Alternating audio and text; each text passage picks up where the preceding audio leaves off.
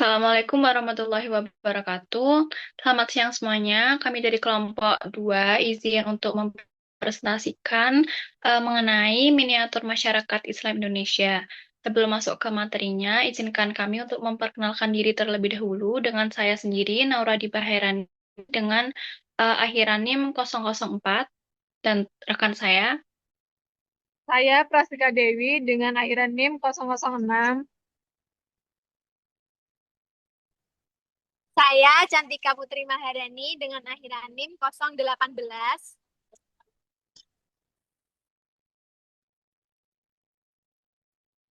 Saya Ilma Ria dengan akhiran NIM 0024.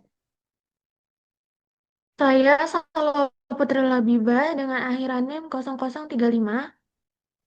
Saya Dewi Suci Susilawati dengan akhiran NIM. Saya Evita Juliana Kusmawardani dengan akhiran NIM 040. Saya namanya Sana dengan akhiran NIM 02. Oke, masuk ke materi yang pertama, yaitu mengenai pengantar miniatur masyarakat Islam di Indonesia. Yang pertama yaitu pengertian miniatur masyarakat Islam. Pengertiannya yaitu adalah gambaran kecil atau representasi dari bagaimana masyarakat Islam terbentuk, hidup, dan berkembang dalam suatu lingkungan sosial tertentu. Nah, dalam hal ini adalah di Indonesia. Jadi, dalam konteks ini, Indonesia dipahami sebagai sebuah negara dengan masyarakat Muslim terbesar di dunia, namun tetap plural dalam aspek budaya, etnis, dan juga keagamaan. Selanjutnya, yaitu ada sejarah singkat masuknya Islam ke Indonesia. Nah, sejarahnya itu berawal dari abad ke-7 hingga ke-13 Masehi, yang dimana Islam ini mulai masuk ke Indonesia melalui jalur perdagangan, teman-teman. Dari jalurnya ini dari Arab, Persia, dan India. Yang kedua yaitu Wali Songo. Wali Songo ini dimulai dari abad ke-14 sampai ke-15 Masehi.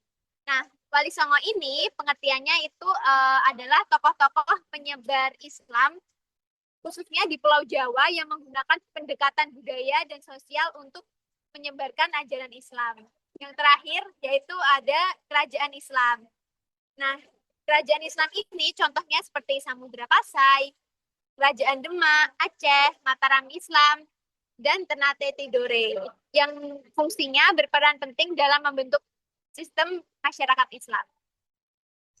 Selanjutnya ada surah yang berkaitan. Yang pertama ada Quran Surah At-Taubah ayat 122 yang menegaskan pentingnya pembagian tugas dalam masyarakat Islam, di mana tidak semua orang mukmin harus berangkat ke medan perang, melainkan sebagian dari setiap golongan harus tinggal untuk mendalami ilmu agama dan memberi peringatan kepada kaumnya agar mereka dapat menjaga diri, sehingga terciptanya keseimbangan antara jihad fisik dan jihad ilmu yang menjadi fondasi miniatur masyarakat Islam yang terorganisir dan beradab. Lalu ada surah Al-Mujadalah ayat 11 juga berkaitan dengan konsep miniatur masyarakat dalam Islam karena ayat ini mengajarkan adab dan etika sosial dalam sebuah majelis atau pertemuan yang merupakan cerminan dari kehidupan bermasyarakat yang ideal. Ayat ini memerintahkan orang-orang beriman untuk memiliki sikap saling menghormati, memberi ruang, dan mengutamakan ilmu. Dikarenakan hal ini akan menjadi fondasi penting dalam membangun tatanan masyarakat yang harmonis dan beradab, yang bisa dianggap sebagai miniatur masyarakat Islam secara keseluruhan. Selain itu, ayat ini juga menegaskan bahwa orang-orang yang beriman dan berilmu akan diangkat derajatnya oleh Allah, menandakan pentingnya ilmu pengetahuan dan etika sosial dalam membentuk masyarakat yang maju dan bermartabat. Baik, yang selanjutnya ada pondok pesantren. Pada masa Wali Songo, pondok pesantren ini dijadikan sebagai pusat dakwah, pendidikan, dan pengembangan ajaran Islam di tanah Jawa dan Nusantara. Pondok pesantren ini menjadi tempat untuk mempersiapkan calon ulama dan mubalik yang akan menyebarkan agama Islam ke masyarakat.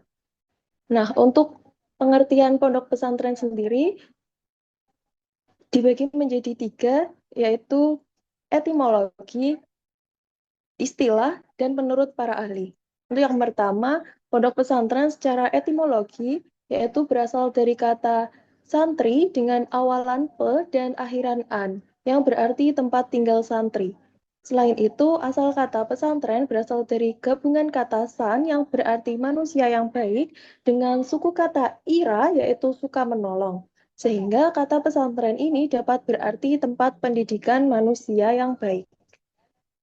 Nah, untuk pengertian secara etimologi ini, pesantren dapat diartikan bahwa pesantren merupakan tempat berkumpul untuk belajar agama Islam.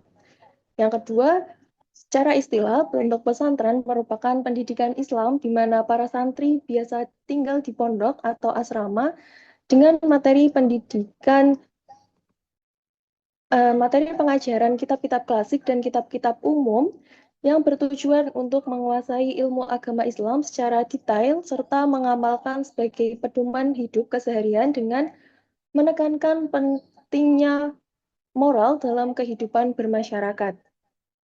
Nah, untuk pengertian menurut ahli yaitu Nurholis Majid, pesantren berasal dari kata santri yang digambarkan menjadi dua pengertian, yaitu yang pertama, santri itu berasal dari perkataan sastri, yaitu sebuah kata dari Sanskerta yang artinya melek huruf.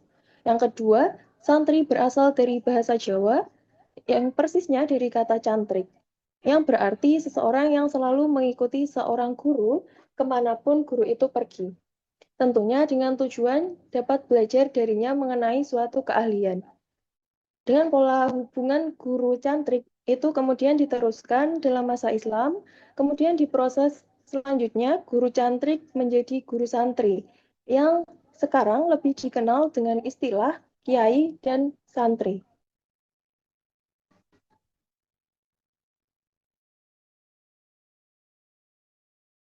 Selanjutnya, ada masyarakat Islam dan cirinya. Untuk pengertian masyarakat Islam sendiri adalah kelompok masyarakat yang berpegang teguh pada nilai-nilai ilahi yang bersumber dari Al-Quran dan hadis Nabi Muhammad SAW.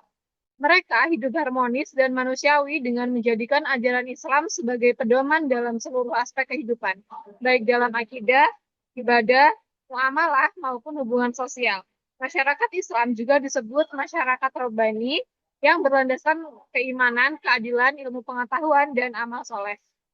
Untuk ciri-ciri masyarakat Islam, diantaranya yang pertama ada menegakkan tauhid yang murni. Yang kedua ada bersumber pada Al-Quran dan Sunnah. Yang ketiga ada berkesejahteraan dan bermusyawarah. Yang keempat ada berakhlak mulia dan beradab. Dan yang terakhir ada beriman dan bertakwa kepada Allah Subhanahu wa Ta'ala. Kemudian saya akan menjelaskan tentang karakteristik pondok pesantren di Indonesia. Yang pertama, Ponpes itu lembaga pendidikan yang fokus utamanya pada pengajaran agama Islam. Jadi santri akan belajar hal seperti fikih, hadis, tafsir, dan akhlak. Yang kedua, Ponpes ini seringkali dikelola mandiri oleh masyarakat seperti kiai dan alumni. Kemudian yang ketiga, salah satu keunikan pesantren itu mereka tetap menyatu dengan budaya lokal. Contohnya ada nuansa budaya Jawa yang bersanding dengan ajaran Islam.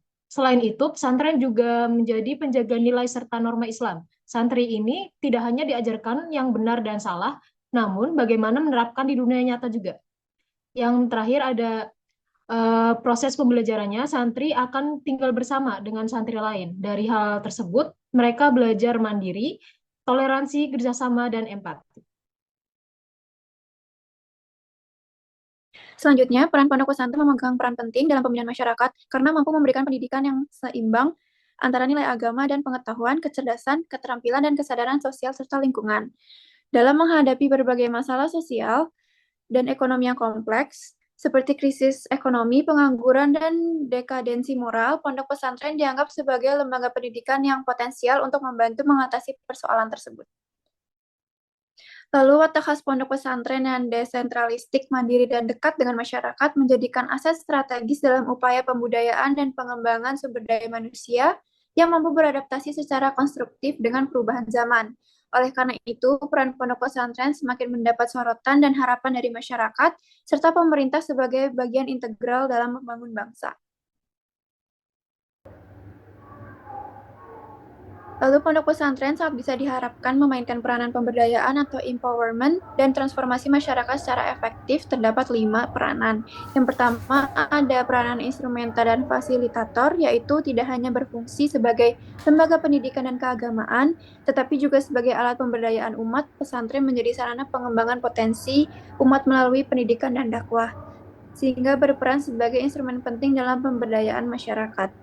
Yang kedua ada peranan mobilisasi, yaitu memiliki peran unik dalam memobilisasi masyarakat karena kepercayaan yang tinggi dari masyarakat terhadap pesantren sebagai pembentukan akhlak dan budi pekerti.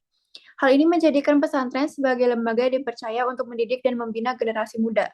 Yang ketiga ada peranan sumber daya manusia, yaitu berperan sebagai fasilitator dalam pengembangan sumber daya manusia dengan memberikan pelatihan dan pengalaman yang sesuai dengan mengembangkan potensi di individu.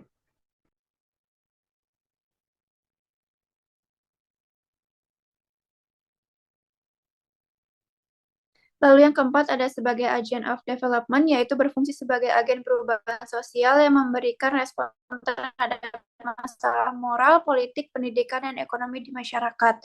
Sehingga pesantren membantu membebaskan masyarakat dari berbagai bentuk keburukan dan ketertinggalan melalui transformasi nilai-nilai positif. Lalu yang terakhir ada sebagai Center of Excellence, yaitu pesantren terus berkembang dan beradaptasi, tetapi juga sebagai jawab.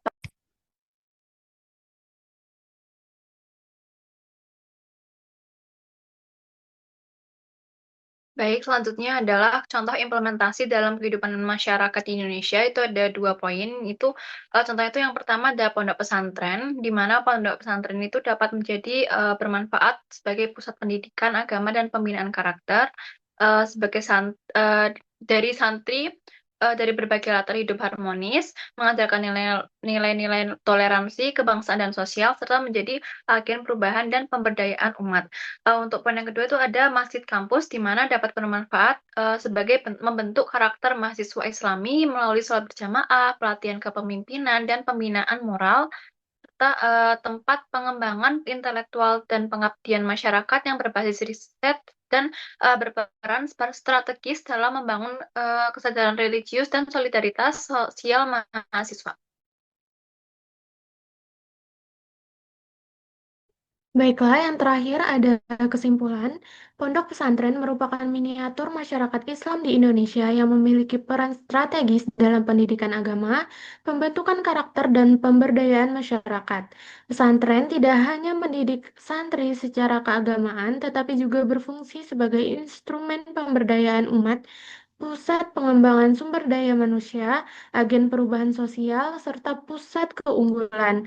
Dengan pendekatan yang dekat dengan masyarakat dan kemampuan beradaptasi terhadap perubahan zaman, pesantren menjadi lembaga yang efektif dalam mencetak generasi yang religius, berakhlak mulia, dan memiliki kesadaran sosial yang tinggi.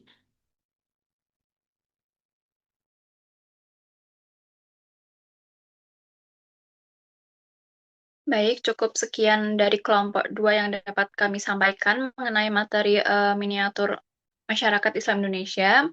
Kurang lebihnya kami mohon maaf. Terima kasih. Wassalamualaikum warahmatullahi wabarakatuh.